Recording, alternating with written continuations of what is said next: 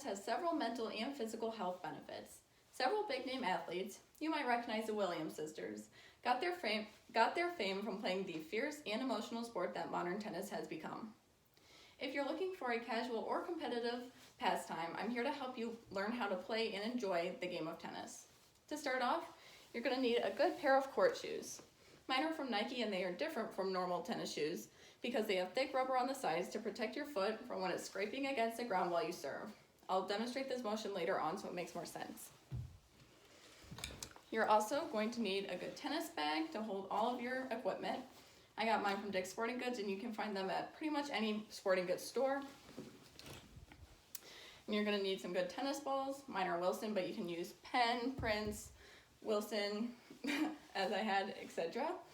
And a good tennis racket. Mine is by the tennis brand Head, which is very popular. So you're going to want to hold your tennis racket out in front of you. I'm going to teach you how to hold it. And place your hand on it so that the area between your thumb and forefinger is right in the middle of the handle, like so, and bring your hand all the way down. So now you're going to need to learn several tennis swings, most importantly the forehand.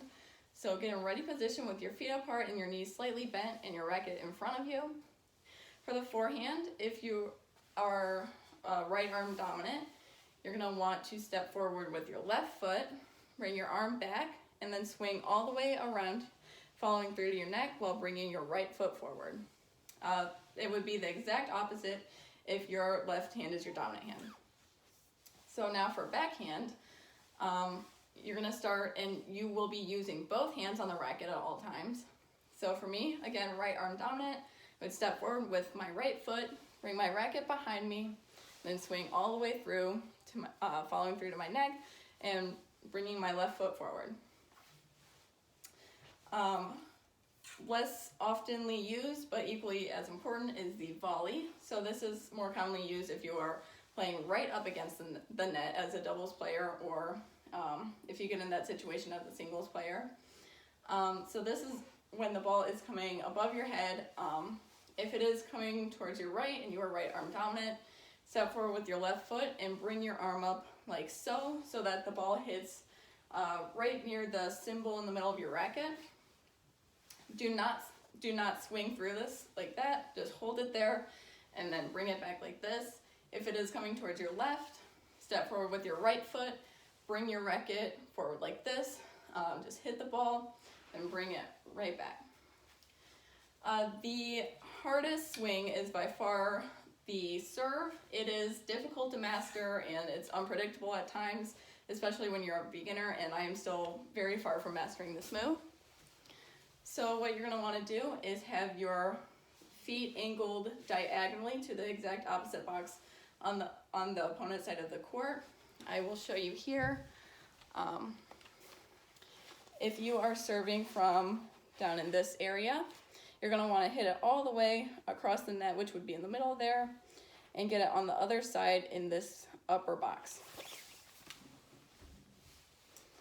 So if your body is angled this way, you want to hold your left arm out. If you are serving with your right arm, your dominant arm, you're going to hold your left hand out, and you need to toss it really high in the air, probably 4, 5, or 6 feet up, which is very high. And honestly, one of the most difficult parts of the game is getting this toss very accurate.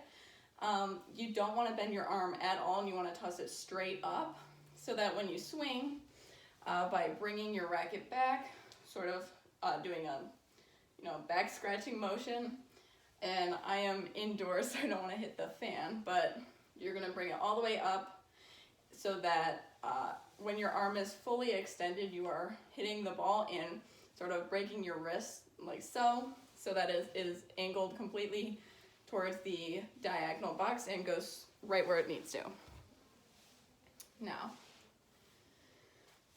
if you're just a beginner tennis player, you will most likely be playing doubles, which means that you have a partner with you to back you up, and you are also playing with the alleys. So if the ball lands in the alleys, it is still in, which is not the same as with singles. The alleys are on the side of the court. I can show you here. Those thin that thin white rectangle on each side, those are the alleyways. So at all times with doubles players, one person is playing up by the net, and on the opposite side there's someone towards the back line. If you're playing up by the net, you are always protecting the alleyway, so you'll be doing a lot of volleying, and just your main job is to protect the ball from not going in the alleys or getting out if it bounces behind you. For scoring, it starts off, you would call the score every time before you play, 0-0, love all. Love basically means 0 points for the round. If you serve it, and for each point, one side serves every time one person. With love, it just means that, no points have been scored yet, and if you win that round, you would get 15. So the score would go up to 15 love, and you would call it that time. And it would go love, 15, 30, 40, and then either win or deuce. If it is 40-40, a tie right then, it would be deuce. And then you have to play until one side wins by 2.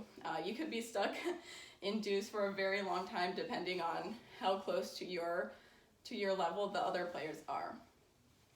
So once you put this all together, all of the different types of swings, do some practice with scoring, calling the scores every time, then you are ready to get on the then you are ready to get out on the courts with friends and family and have a lot of fun, and enjoy the emotional and physical health benefits of playing this amazing sport.